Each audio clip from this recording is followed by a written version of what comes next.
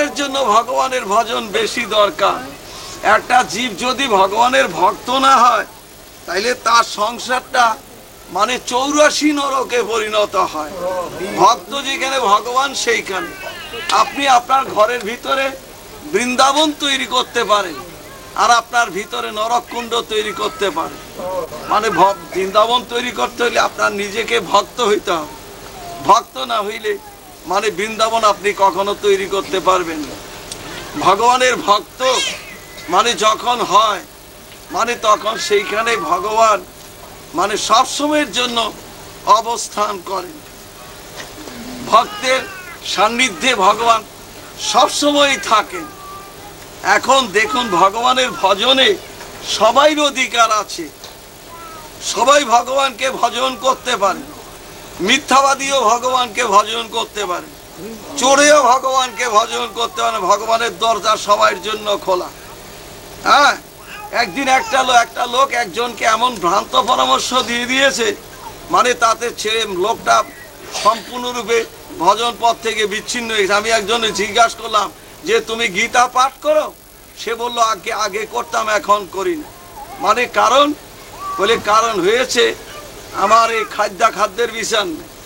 মানে এক সাধু আমারে বলল যে বেটা তুই নরকে যাবি, কারণ তোর যখন বিচার নাই আর তুই যখন মিথ্যা কথা বলস আর তুই যখন ন্যায় মতো চলতে পারস না মানে অতএব তুই গীতা পাঠ করতে পারবি, মানে তাইলে তুই নরকে যাবি। মানে এখন ওই জন্যেই আমি আগে ভয়তে মানে গীতা পাঠ আমি ছেড়ে দিয়েছি। তাই সাধু কি বললো আগে সৎ হইয়াল, সাধু হইয়াল, ঠিক হইয়াল, তারপরে গিয়া গীতা পাঠ করি। তখন আমি সেই লোকটারে বললাম যে দেখ তোর মানে অসুখ হয়েছে, তোর মানে সেই জ্বর হয়েছে, তুই ডাক্তারের কাছে গেলি। হ্যাঁ, ডাক্তারে তোকে কতগুলি ঔষধ দিল খাওয়ার জন্য, বললো যে এই ঔষধগুলি খাবি তোর জ্বর ভালো হয়ে যাবে, এই ঔষধগুলি ভক্ষণ করলে তোর জ্বর ভালো হয়ে যাবে। মানে একজন তোরে বলল যে সাবধান, এই ঔষধ কিন্তু আগে খাবি না, সুস্থ না হইয়া ঔষধ খাবি না, তাইলে কিন্তু তোমার মরণ।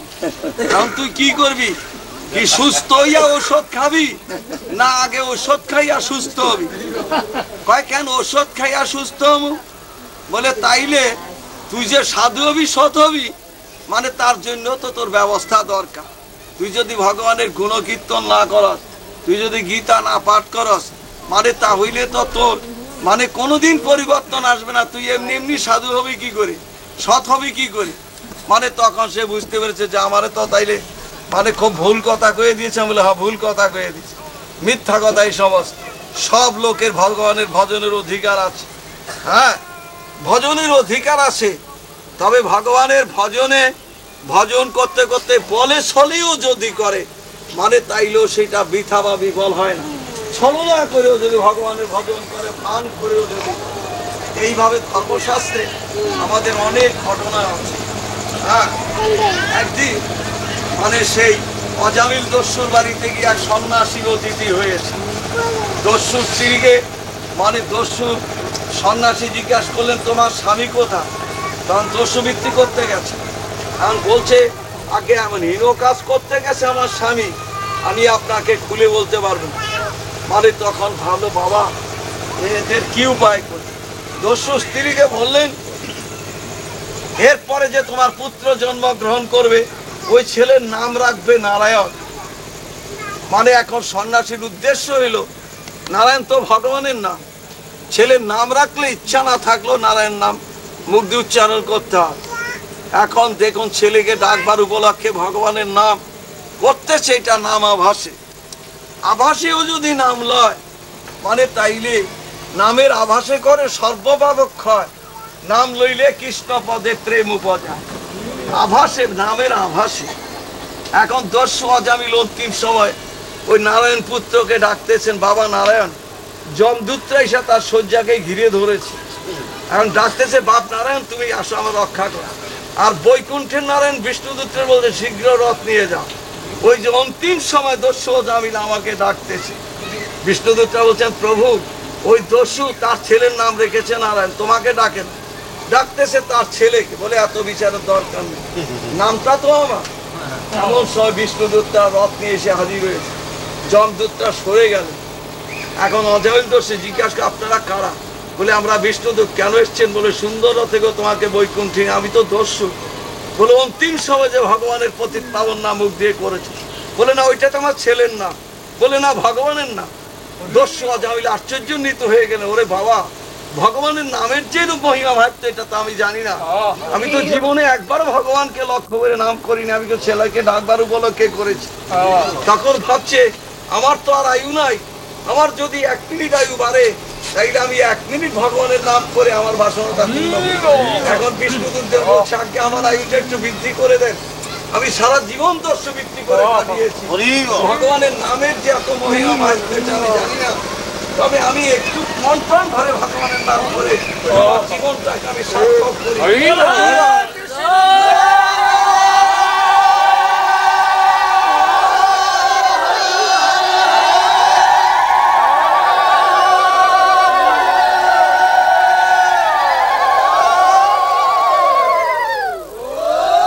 তখন ভাগবতগণ বিষ্ণুদূতরা বললেন, উদ্দেশ্য সৎ হইলে, মহৎ হইলে আয়ু বাড়তে পারে, তোমার আয়ু বৃদ্ধি করে দিলাম, এখন তোমাকে নেব না।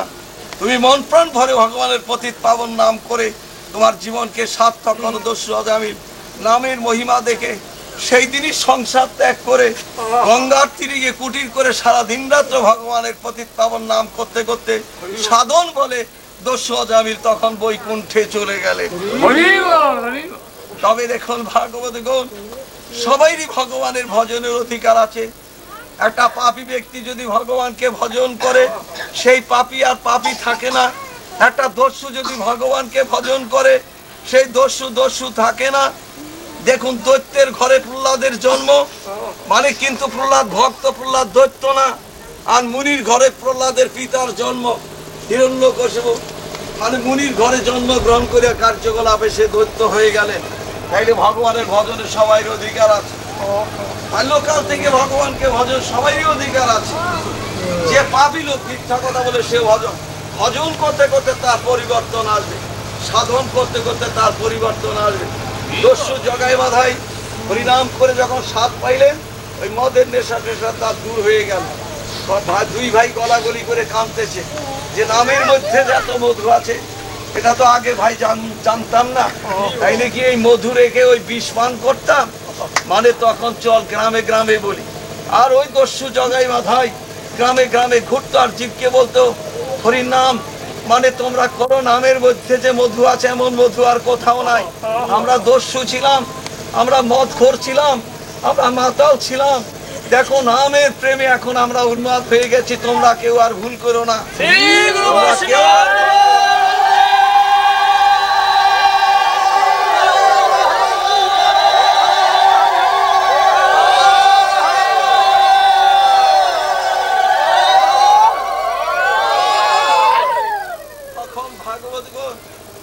চোখে জল আইসা পড়তো এই দস্যুদের কথা শুনে, এই দস্যুদের এই সমস্ত মুখে উক্তি শুনে, মানে সবাই তাদের পিছন পিছন মানে ওইভাবে অগ্রসর হইতো। আর সবাইকে বলতো কেউ ভুল করো না, আমরা জীবনে ভুল করে অনেক সময় নষ্ট করে ফেলেছি, আর কোনোদিন আমরা হরিনাম ছাড়বো না। দুই ভাই গ্রামে গ্রামে ঘুরতো আর লোকের এইভাবে উপদেশ দিত। তাইলে চিন্তা করুন, জয় নিতাই গৌর হরিবল, ভগবানের নাম নামই অভেদ। এইদিকে যমদূতরা যমরাজের কাছে গিয়ে বললো, মহারাজ আমরা চাকরিতে জবাব দেব, বিষ্ণুদূতদের দৌড়াতে আমাদের মান ইজ্জত আর থাকছে না। এই দস্যু অজামিল মানে তার অন্তিম সময় তার আত্মাকে আমরা আনতে গেছি, আর বিষ্ণুদূতরা দম্ভ প্রকাশ করে ওইভাবে মানে আমাদের হাত থেকে অজামিলকে ছিনিয়ে নিয়ে গেল। মানে তখন যমরাজ বলছেন, দেখো ঘটনাটা কি হয়েছিল খুলে বলো। বলে দস্যু অজামিল তার ছেলের নাম রেখেছে নারায়ণ, আর তখন আমরা গিয়েছি আর ভয়তে সে তার ছেলে নারায়ণকে ডাকতেছে। এমন সময় কি অন্যায় অবিচার, মানে সেই বিষ্ণুদূতরা রথ নিয়ে এসে তাদের ক্ষমতা দেখাইলো আমাদের তাড়িয়ে দিন। আপনি এখন আপনার মানে জম দুয়ারে কপাট টপাট দিয়ে আপনিও এখন বিশ্রাম করেন, আপনার আইন শাসন এগুলি আর চলবে। যমরাজ তখন বলছে, দেখো তোমাদের একটা কথা বলতে আমার ভুল হয়ে গেছে, কারণ যেটা আইনসঙ্গত মানে সেই জ্ঞাত সারে হোক অজ্ঞাত সারে হোক, ভগবানের পতিত পাবন নাম যার মুখে উচ্চারণ হবে মানে তার উপরে আর আমার অধিকার নাই। আর নামের শব্দ যেই পর্যন্ত যাবে ওই সীমানার মধ্যেও তোমরা যাবে না, ওইখানে আমার অধিকার নাই।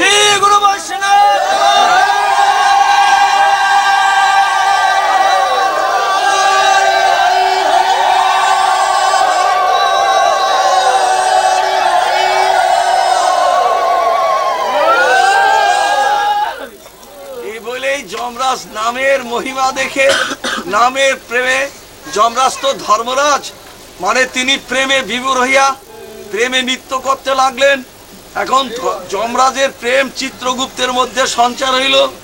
চিত্রগুপ্ত তো লেখে, কলম টলম থুয়ে চিত্রগুপ্তের ওই অবস্থা, যম দুধের মধ্যে জমপুরিটা প্রেমের বন্যায় ডুবে গেল, মানে আর তখন কারো বাহ্য স্মৃতি ছিল না।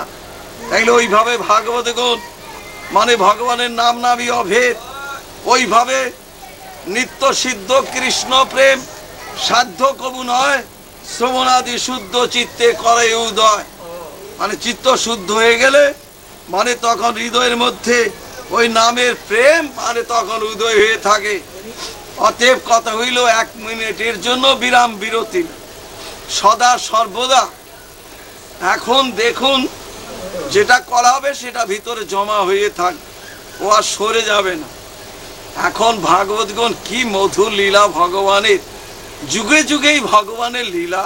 হ্যাঁ, দাপুর যুগের অবসানে ভগবান কৃষ্ণ বৃন্দাবনে অবতীর্ণ হয়েছে, বাল্যলীলার ছলে বৃন্দাবনে অবস্থান করতেছে।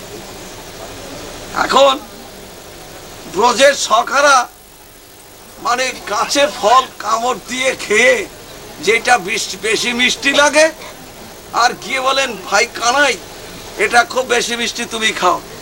আর ভগবান কৃষ্ণ ওই রাখাল দিয়ে উচ্ছিষ্ট বল খাইতেছে। আবার কোনো সময় সখাদের কাঁধে চড়ে, আবার সখাদের বলে তোমরা আমার কাঁধে চড়, এইভাবে কাঁধে চড়ে কাঁধে চড়ায় করে কেদারণ, তুমি কোন বড় লোক, তুমি আমি সব।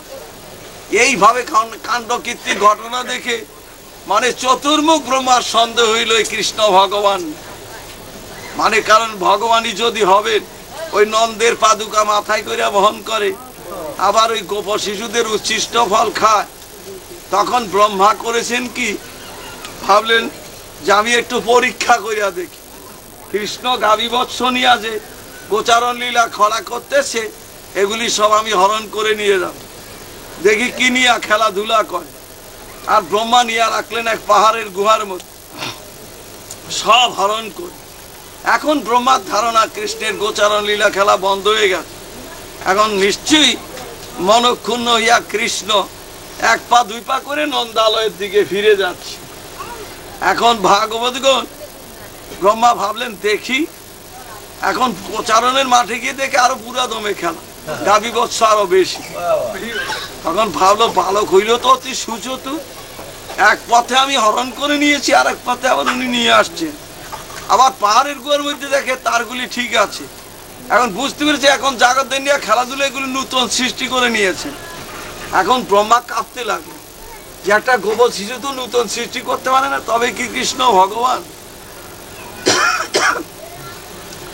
এইভাবে ভাগবতগণ দীর্ঘ 1 বছর পর্যন্ত মানে ব্রহ্মা গাভী বৎস হরণ করে ভগবান কৃষ্ণের গোচারণ লীলা খেলা বন্ধ করতে পারলেন। এইবার ব্রহ্মা ভয়ে কাঁপতে লাগলো, গলায় কাপড় দিয়ে ভগবান কৃষ্ণকে স্তব আরম্ভ করে দিয়েছে, তুমি সর্বকারণের কারণ, তুমি সর্বমূলাধার, মানে তুমি নিজ গুণে কৃপা করে ধরা না দিলে তোমাকে ধরতে পারে এমন শক্তি কারণ নাই দয়াল, মানে আমাকে মাপ ক্ষমা করো, আমি তোমার সঙ্গে ছল চাতুরি করেছি। ভগবান কৃষ্ণ জিজ্ঞাসা করছে তুমি কে? বলে আমি ব্রহ্মা সৃষ্টিকর্তা, বলে তোমার একটা মান সম্মান আছে, আমি সকালবেলা গরু রাখি, সন্ধ্যাকালে বাড়িতে ফিরি, পরিশ্রমের বাপ মা আমাকে খাওয়া পড়া দেয়, যেদিন গরু রাখবো না রাখবো সেদিন বোধ আমার খাওয়ান খোরাক জুটবো না। ব্রহ্মা বলছে যতই ছলা না করো, তুমি যে কে এখন আর আমার বুঝবার বাকি নাই। দয়াল তুমি স্বয়ং ভগবান। বলে স্বয়ং ভগবান বৈকুণ্ঠের নারায়ণ? বলে হে নারায়ণও তুমি, মানে সেই ব্রহ্মাও তুমি, বিষ্ণু তুমি, সবই তুমি, তুমি তুমি, তোমার ছাড়া আমি কিছু জানি। এখন দেখুন কোন দিক দিয়ে ব্রহ্মার এই করতে পারে। ব্রহ্মাকে বলছেন ঠিক আছে তোমাকে ক্ষমা করলাম, আর তোমার মানে দোস্তুটি আমি মানে গ্রহণ করি নাই। এইভাবে ব্রহ্মা স্তব স্তুতি করে বৃন্দাবন থেকে তখন প্রস্থান করলেন। ওইভাবে ভক্ত ছাড়া ভগবানকে বুঝে উপলব্ধি করা, অনুভূতি করা কত কঠিন ব্যাপার। কি মধুর হইতে সুমধুর প্রভুর লীলা। আমাদের কলির জীবের পরম সৌভাগ্য, কলির প্রথম সন্ধ্যায় কৃপাময় করুণা সিন্ধু দয়াল প্রভু নদিয়ায় অবতীর্ণ হয়েছেন। এমন লীলা আর কোনোদিন হয় নাই, আর হবে কিনা সন্দেহ। প্রতি যুগেই ভগবানের সাধু পরিত্রাণ দুষ্ট বিনাশ ধর্ম সংস্থাপন উদ্দেশ্য থাকে। এইবার ভগবানের নিজের প্রয়োজন আছে, নিজেকে নিজে আস্বাদন করবেন এবং দেখবেন মানে সেটার মধ্যে মাধুর্য মধুরত্ব মানে সুখ কতখানি আছে। এখন দেখুন নদিয়া অবতীর্ণ হয়েছেন, 24 বছর অবধি নদিয়ায় অবস্থান করলেন। আর 24 বছর শেষ যেই মাঘ মাস তার শুক্লপক্ষে প্রভু করিলেন সন্ন্যাস। সন্ন্যাস গ্রহণ করে কাটা কাঞ্চননগর আসলেন সচিমার আদেশ নিয়ে। এখন নীলাচল ধামের উদ্দেশ্যে রওনা হয়েছেন। পথিমধ্যে অনেক ঘটনা ঘটল। আর নীলাচল ধামে এসে বিখ্যাত সার্বভৌম ভট্টাচার্যকে উদ্ধার করলেন। সার্বভৌম ভট্টাচার্য এই নবীন সন্ন্যাসীকে নিভৃত কক্ষে বেদান্ত শুনাইতে বসিয়েছেন। 7 দিন শুনাইলেন। 8ম দিনে জিজ্ঞাসা করে, সন্ন্যাসী আমি যে তোমাকে বেদান্ত পাঠ করে শুনাই, তুমি কি কিছু বুঝো?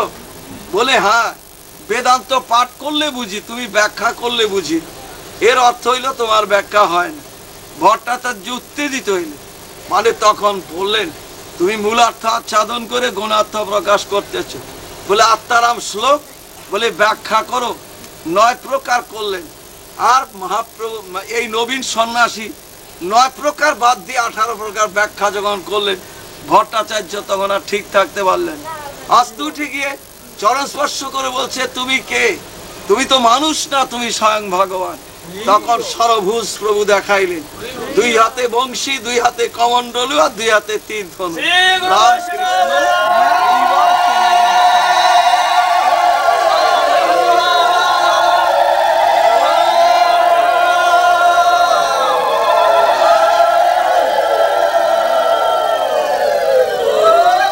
এখন ভাগবতগণ কি অভাবনীয় চিন্তনীয় প্রভুর লীলা। ভট্টাচার্য প্রভু পরম ভক্ত হয়ে গেলেন। শয়নের স্বপনে নিদ্রা জাগরেন, প্রভুর কথা ছাড়া কোনো কথা নাই। এখন দেখুন প্রভু তো এইভাবে নীলাচল ধামে অবস্থান করলেন। এখন নীলাচল ধাম থেকে মহাপ্রভু মানে সে বৃন্দাবনের পথে গমন। এখন দেখুন মানে সেই লীলাক্ষেত্রে আবার নীলাচল ধামে মহাপ্রভু ফিরে আসলেন। এখন নদিয়ার ভক্তেরা প্রতি বৎসরই মহাপ্রভুকে দর্শনের জন্য যাতায়াত করে থাকেন, প্রতি বৎসর। এখন মহাপ্রভু বললেন শিবানন্দ সেনকে যে আগামী বৎসর এত কষ্ট করে শিবানন্দ তোমাকে আর আমাকে যাত্রীদের নিয়ে দর্শন করতে আসতে হবে না। আগামী পৌষ মাসে আমি তোমার বাড়িতে গিয়ে তোমাকে দর্শন দেব। এখন প্রভুর বাক্য, পৌষ মাসের 1 তারিখ হতে শিবানন্দ সেন জগন্নাথ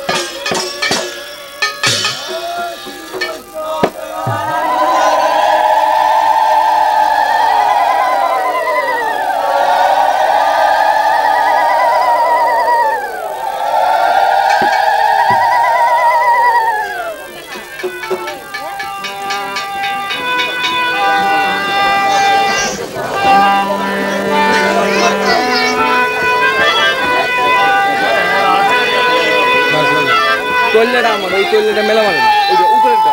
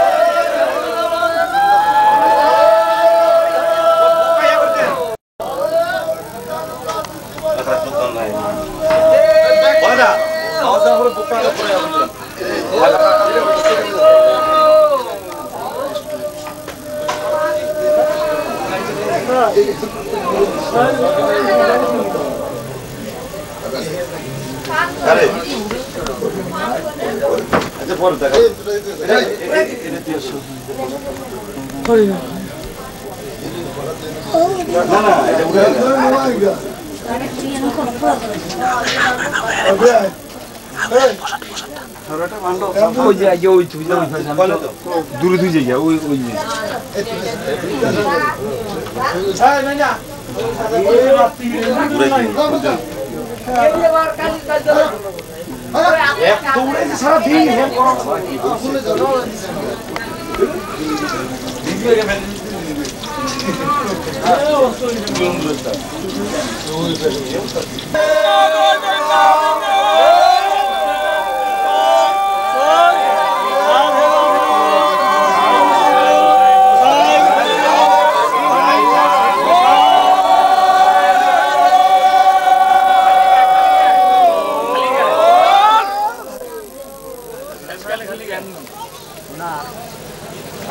শেষ খেলা একবার খালি ঘুরে দেখি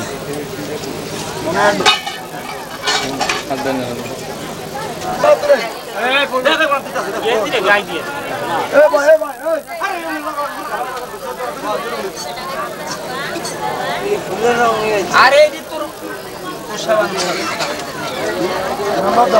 এটা তো কইলা আমাদের তো সাবান না সর আমি পুরো না আমার উঠে উঠে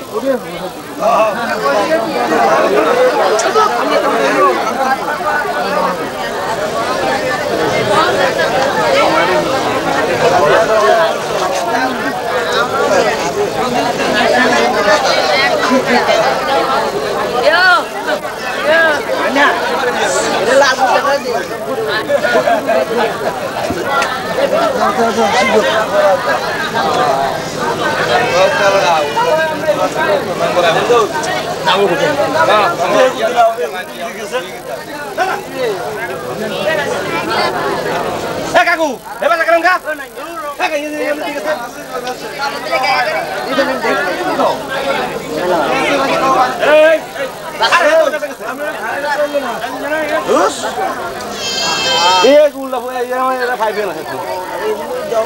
যেমন দুটো ভাইবে কাগজের দৌড়ে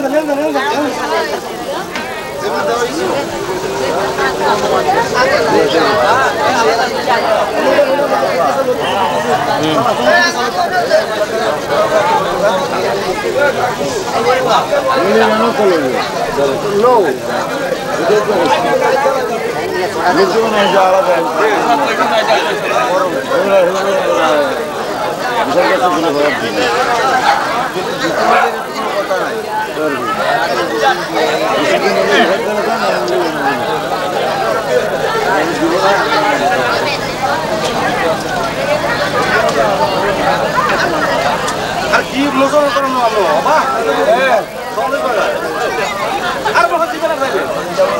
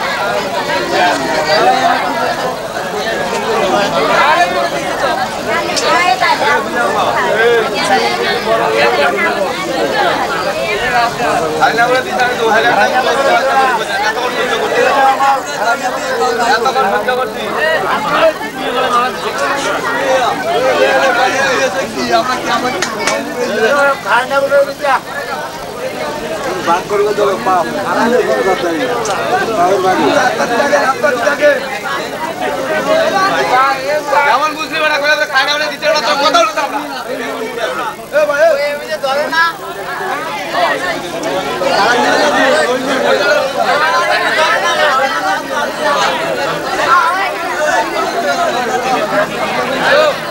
খাইনা কোনো অনেক কষ্ট করে খাইনা কোনো করে ভাইবো আগুন দিন আরে যারা বইছে দেখো কষ্ট করে বইতে আছে আগুন তখন বই বই লইছে এখন আবার দাঁড়াইছে কেন এটা কি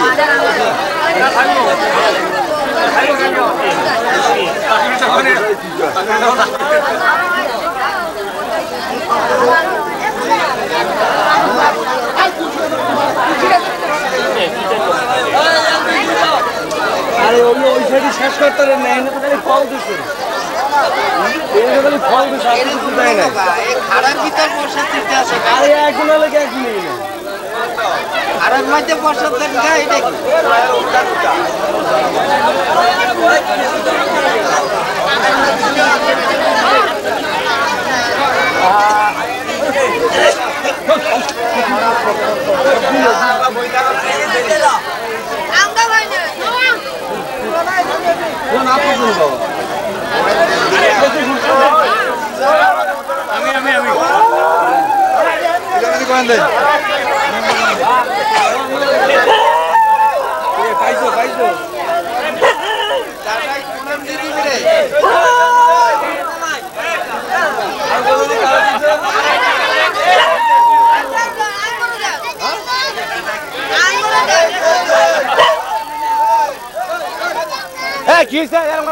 কি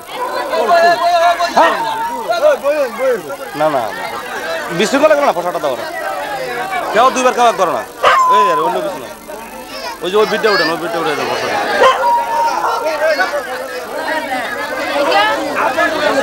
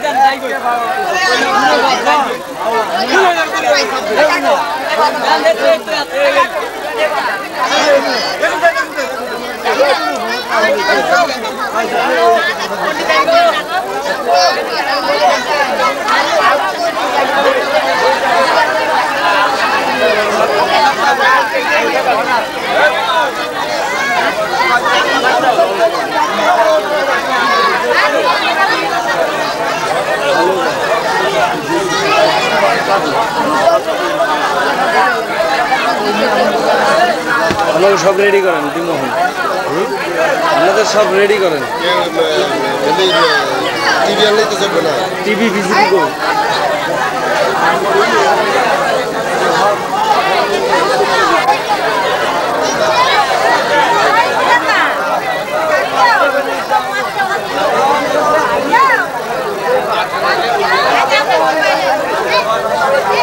তুই কোনো ছবি উঠো না ওখানে দাঁড়া, তুই কোনো ছবি উঠোস নাই পরে আমারে কইতে হইবে না। হ্যাঁ